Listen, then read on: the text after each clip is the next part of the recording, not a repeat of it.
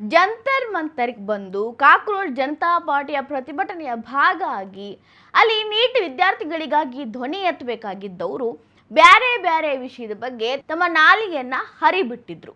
ದೇಶ, ಯೋಧರು, ಭಾರತದ ಪ್ರಧಾನಿ ಅನ್ನೋದನ್ನೂ ಮರೆತು ಯಾವ್ಯಾವ ರೀತಿಯೆಲ್ಲ ಮಾತಾಡಿದ್ರು ಅಂತ ಕೇಳಿಸ್ಕೊಂಡಿರಿ, ಕಣ್ಣಾರೆ ನೋಡಿರಿ ಕೂಡ.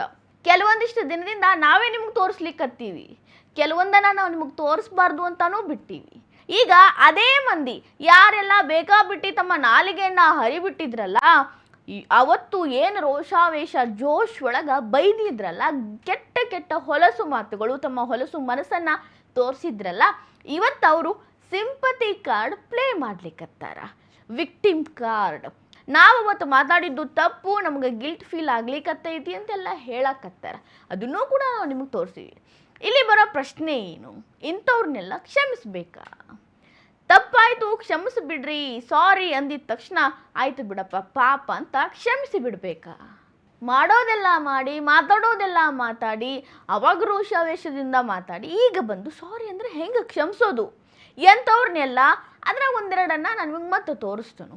ಯಾರೆಲ್ಲ ಏನು ಮಾತಾಡಿ ಯಾವ ರೀತಿ ಕ್ಷಮೆ ಕೇಳಿದ್ರು, ಅದನ್ನು ಕೇಳಿದ ಮೇಲೆ ನಿಮ್ಗೆ ಅವ್ರನ್ನ ಕ್ಷಮಿಸಬೇಕು ಅಂತ ಅನಿಸುತ್ತೇನೋ ಅನ್ನೋದು ನೀವು ನೋಡ್ರಿ.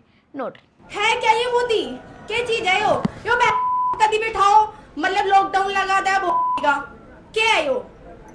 मोदी जी, आपसे मेरा एक निवेदन है, आप जहाँ कहीं भी हो मेरे से कांटेक्ट कर लो, क्योंकि मैं आपसे विवाह करूंगी, फिर थारी दूंगी। माननीय प्राइम मिनिस्टर जी नरेंद्र मोदी जी, मैं आपसे हाथ जोड़कर माफ़ी मांगती हूँ। मैं आपसे क्षमा चाहती हूँ। जो आपके विरोध मेरी वीडियो बनी थी, मैं उन वीडियो को लेके बहुत ज़्यादा शर्मिंदा हूँ। मैं बहुत ही ज़्यादा गिल्टी फील कर रही हूँ। मुझे ऐसा नहीं करना चाहिए था और मैं चाहती हूँ कि मेरे खिलाफ़ कोई भी एक्शन ना लिया जाए और आप मुझे माफ़ी दें। आगे से फ्यूचर में, वर्तमान में, फ्यूचर में कभी भी मैं ऐसी कोई वीडियो नहीं बनाऊँगी, कभी भी ऐसा कोई कदम नहीं उठाऊँगी जो गलत हो। बस मेरी आपसे इतनी ही विनती है कि आप मुझे माफ़ करें।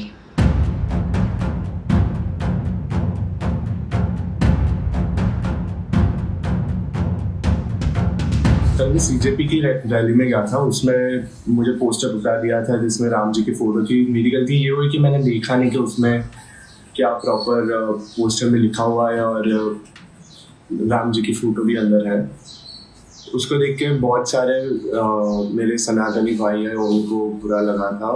उनमें से एक सनातनी भाई थे, विशाल राजपूत। उन्होंने मुझे समझाया कि ये चीज़ बहुत गलत की है तूने, तुझे माफ़ी मांगनी चाहिए। इसलिए मैं अभी माफ़ी मांग रहा हूँ मेरे सारे सनातनी भाइयों से। मैं खुद एक सनातन हूँ। अगर किसी को भी वो पोस्टर देख के बुरा लगा हो तो मैं दिल से माफ़ी मांगना चाहता हूँ। आगे से ध्यान रखूँगा कि ये सब चीज़ें ना हो। तो गाइस आप देख सकते हो मोदी की तेलवी का खाना है। अगर किसी को एंजॉय करना हो तो यहाँ पर आ सकते हैं, खाना खा सकते हैं। प्लीज एंजॉय दिस मोदी के तेलवी का खाना जो है, ईट इट। अब मैं ना ट्रॉमा में जाती हूँ। मैं 3 दिन से ये सब टॉलरेट कर रही हूँ, ये सब झेल रही हूँ।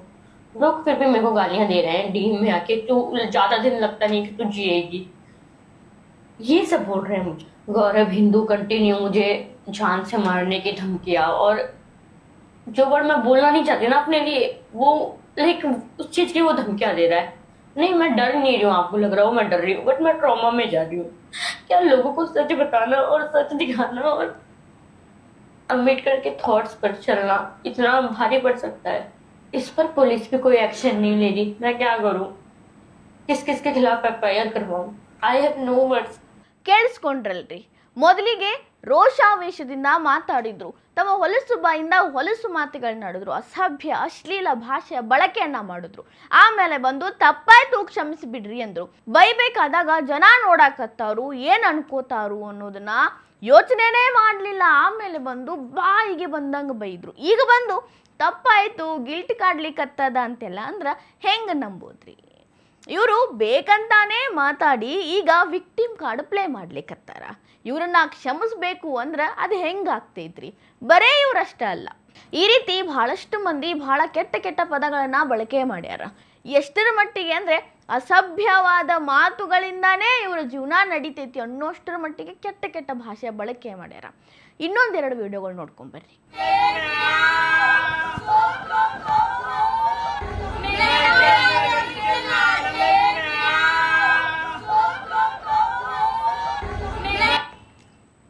मैं नागपुर से आर्यन, सॉरी कुछ दिनों पहले मैं प्रोटेस्ट में गया था नागपुर के, तो तब मेरे हाथ से एक छोटी सी गलती हुई है. छोटी तो नहीं बोल सकता, बहुत बड़ी गलती हुई है. तो सभी को मैं सॉरी बोलता हूँ. मेरे हाथ से जो भी गलती हुई है उस सभी वीडियो के लिए मुझे माफ़ी देना. और सही में मैं अपने इंडिया के प्रधानमंत्री जी की रिस्पेक्ट करता हूँ. और सॉरी आप सभी को मेरे वजह से कुछ तकलीफ हुई होंगी तो. आप सभी के लिए मेरे तरफ से एक ही सलाह है कि आप सब जब भी प्रोटेस्ट में बैठो एक एक मोटा मोटा डंडा अपने पास रखो. दोस्तों, कल मैंने अपने सोशल मीडिया अकाउंट से रंजनी शांडिले के अकाउंट से एक पोस्ट किया था जो अभी देश में संवेदनशील माहौल चल रहा है. धरना प्रदर्शन छात्रों के द्वारा जो हो रहा है, प्रोटेस्ट कर रहे जो छात्र, उस पर मैंने एक वीडियो बनाया था जिसमें कुछ शब्दों का चयन मेरे द्वारा गलत हो गया था, जो मुझे ऐसे माहौल में नहीं करना चाहिए था. वो बिल्कुल उचित नहीं था. इसके लिए मुझे खुद अपनी गलती का एहसास है. आगे से मैं कोशिश करूँगी कि इस तरह के शब्दों का चयन मुझसे ना हो, क्योंकि वो थोड़ा भड़काऊ टाइप का पोस्ट हो गया था और इस तरह के मेरे पोस्ट करने से समाज में हो सकता है भड़काऊ माहौल हो जाए. तो इसलिए मुझे आभास है आगे से जो भी पोस्ट आएगी इस तरह का कोई भी अपशब्दों का चयन नहीं होगा उसमें. नीला टॉयलेट के लिए और लाल बाथरूम के लिए पेश है काला है. मैंने आर्मी वालों के साथ एक वीडियो बनाई थी जिसमें मैंने ये बोला था कि नीला टॉयलेट के लिए, लाल वॉशरूम के लिए, जो कि आई नो बहुत गलत है. बट मैं आपको एक चीज़ क्लियर ये करने आई हूँ कि मैंने उसको 1 घंटे बाद डिलीट कर दिया था.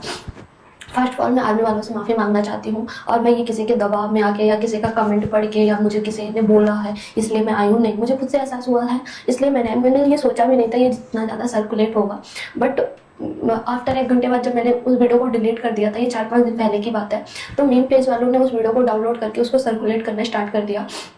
और मैंने कुछ मीम पेज वालों से बात किया कि ये डिलीट कर दो क्योंकि मुझे पता मैंने गलती की है. बट उन्होंने ये बताया कि उनको पैसे मिले इसलिए वो डिलीट नहीं करेंगे.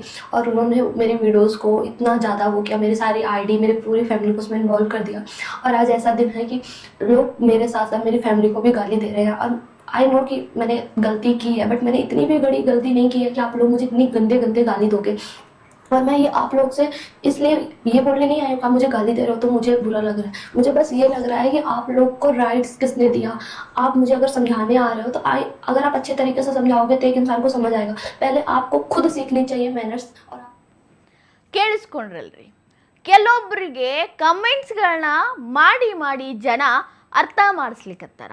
ಇನ್ನು ಕೆಲವ್ರಿಗೆ ಕಾಲ್ ಮಾಡಿ ಮನೆ ಹತ್ರ ಹೋಗಿ ಅಕ್ಕಪಕ್ಕದವರು ತಿಳಿ ಹೇಳಲಿಕ್ಕತ್ತಾರ. ಇನ್ನು ಕೆಲವೊಬ್ರು ಹೇಳಲಿಕ್ಕತ್ತಾರ, ಹೌದು ನಮ್ಮ ಕಡೆಯಿಂದ ತಪ್ಪಾಗೈತಿ, ನನಗದು ಆಮೇಲೆ ಅರ್ಥ ಆಯಿತು, ಜೋಶ್ ಒಳಗೆ ಮಾತಾಡಿಬಿಟ್ಟೆ. ಇವರೆಲ್ಲ ಸಾರಿ ಹೇಳುವಂಥ ಜನ.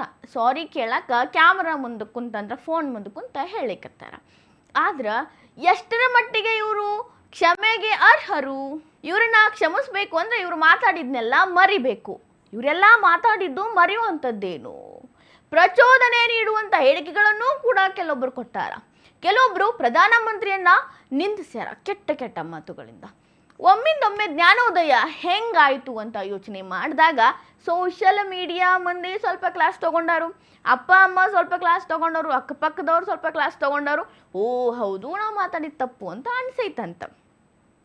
ಆದ್ರೆ ನಿಜ ಏನೈತಿ ಅಂದ್ರೆ ಡೆಲ್ಲಿ ಪೊಲೀಸರು ಒಂದು ಪ್ರಕಟಣೆ ಹೊರಡಿಸ್ಯಾರ. ಸೋಷಿಯಲ್ ಮೀಡಿಯಾ ಏನದವಲ್ಲ, ಟ್ವಿಟರು, ಇನ್ಸ್ಟಾಗ್ರಾಮು, ಫೇಸ್ಬುಕ್ಕು, ಯೂಟ್ಯೂಬು, ಈ ರೀತಿಯ ಪ್ಲ್ಯಾಟ್ಫಾರ್ಮ್ ಒಳಗೆ ಯಾರೆಲ್ಲ ಕೆಟ್ಟ ಕೆಟ್ಟ ಮಾತುಗಳನ್ನು ಆಡಿ ನರೇಂದ್ರ ಮೋದಿಯವರನ್ನು, ಆರ್ಮಿಯವರನ್ನು, ಪೊಲೀಸರನ್ನು, ಸರ್ಕಾರವನ್ನು ಬೈದಾರಲ್ಲ, ಮುಖ್ಯವಾಗಿ ಅಶ್ಲೀಲ ಪದಗಳ ಬಳಕೆ ಮಾಡ್ಯಾರಲ್ಲ, ಅವೆಲ್ಲ ವಿಡಿಯೋಗಳನ್ನು ರಿಮೂವ್ ಮಾಡಬೇಕು. ಅದ್ರ ಜೊತೆಗೆ ಆ ವಿಡಿಯೋಗಳು ನಿಮ್ಮ ಹತ್ರ ಇರಲಿ, ಇನ್ವೆಸ್ಟಿಗೇಷನ್ ನಾವು ಮಾಡ್ತೀವಿ ಅಂತ ಒಂದು ನೋಟಿಸನ್ನು ಹೊರಡಿಸಿಬಿಟ್ರು. ಈ ನೋಟಿಸ್ ಐತಲ್ಲ, ಈ ನೋಟಿಸ್ ನೋಡಾಕತ್ತೀರಲ್ಲ ಸ್ಕ್ರೀನ್ ಮೇಲೆ, ಇದೇ ನೋಟಿಸಿಂದ ಇವರೆಲ್ಲ ಅಂಜಾರೀಗ. ಒಬ್ಬೊಬ್ರದ್ದು ಸೋಷಿಯಲ್ ಮೀಡಿಯಾ ಅಕೌಂಟೇ ಹೋಗಬಹುದು, ಒಬ್ಬೊಬ್ಬರು ಅರೆಸ್ಟು ಆಗ್ಬೋದು, ಒಬ್ಬೊಬ್ಬರಿಗೆ ಇನ್ನೂ ಏನು ಬೇಕಾದರೂ ಶಿಕ್ಷೆ ಆಗಬಹುದು. ಇದೆಲ್ಲವನ್ನ ಮನಸ್ಸೊಳಗಿಟ್ಕೊಂಡು ಇವರಿಗೆ ಜ್ಞಾನೋದಯ ಆದಂಗೆ ಕಾಣ್ತೈತಿ.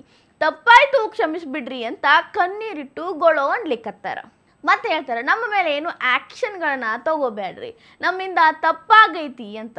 ಬಟ್ ಇವರೆಲ್ಲ ಮಾಡಿದ ತಪ್ಪು ಎಂಥದ್ದೈತಿ? ಇವ್ರು ಬಳಸಿದ ಪದಗಳು ಎಂಥವಿದ್ದಾವ? ಕ್ಷಮಿಸೋದಾದ್ರೂ ಹೆಂಗೆ ಇವ್ರನ್ನ?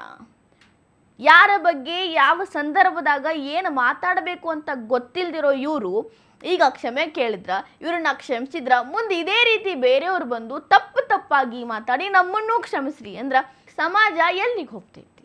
ಕ್ಷಮಿಸೋರ್ಗೂ ಕ್ಷಮೆ ಕೇಳೋರ್ಗೂ ನೈತಿಕತೆ ಉಳಿತೈತೇನು? ಸೊ ಈಗ ಇವ್ರನ್ನ ಕ್ಷಮಿಸ್ಬೇಕೋ ಕ್ಷಮಿಸಬಾರ್ದು ಅನ್ನೋದನ್ನ ನೀವು ಕಮೆಂಟ್ ಬಾಕ್ಸ್ ಒಳಗೆ ತಿಳಿಸ್ರಿ. ಮತ್ತು ಇವರು ಕೇಳಾಕತ್ತಾರಲ್ಲ ಕ್ಷಮೆಯನ್ನು, ಎಷ್ಟರ ಮಟ್ಟಿಗೆ ಇವರು ಅರ್ಹರು ಅನ್ನೋದನ್ನು ಕೂಡ ಕಮೆಂಟ್ ಒಳಗೆ ಹಾಕ್ರಿ.